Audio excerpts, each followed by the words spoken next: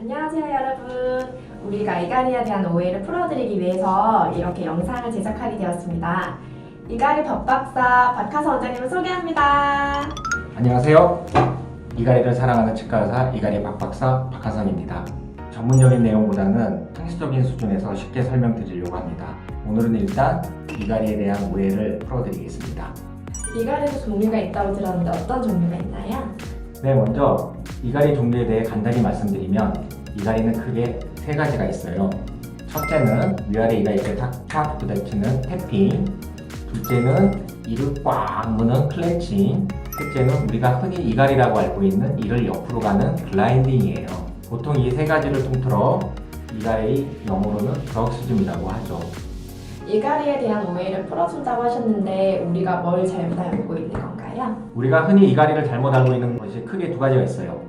첫째는 이를 갈면 소리가 나는 것을 당연하게 생각하는 거고, 둘째는 이갈이는 우리 몸에 해로운 것이라고 알고 있죠.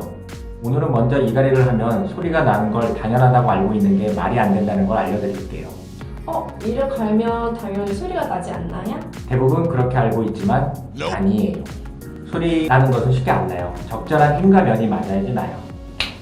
이렇게 소리를 내는 것도 처음부터 내지는 못하고 연습을 통해 소리가 나는 포인트를 찾았기 때문에 낼 수 있는 거예요. 이를 갈면 무조건 소리가 난다면 이렇게 하면 무조건 소리가 나야 하는데 말이 안 되죠? 네, 그런 것 같아요. 조금만 생각해보면 이를 갈면 소리가 나는 것이 당연한 것이 아니고 안 나는 것이 당연한 거예요. 10명이 이를 간다면 소리가 나는 사람은 2~3명에 불과해요. 2~3명밖에 소리가 안 나요? 네, 본인도 몰라요. 이갈이를 소리로 판단을 하니 이갈이가 원인인 여러 질환으로 고통을 받으시는 분들이 여러 병원을 다녀도 원인을 찾지 못하는 경우가 많아요. 병원에서 듣는 말은 검사 결과 특별한 이상은 없고 원인은 스트레스라고 하죠. 그러면서 스트레스를 받지 말래요. 맞아요. 옥쌤은 스트레스 마음대로 조절할 수 있어요? 아니요.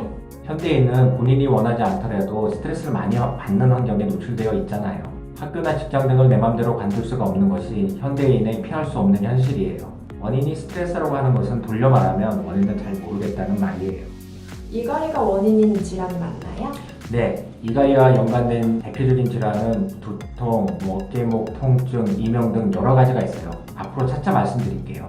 오늘은 간략하게 이를 갈면 소리가 나는 게 당연한 게 아니고 소리가 날 수도 있다는 걸 알려드렸어요. 네, 원장님 말씀 들으니까 저희가 이제껏 말도 안 되는 거를 믿고 있었던 것 같아요. 이를 갈면 소리가 난다는 것이 세뇌되어 있기 때문이에요.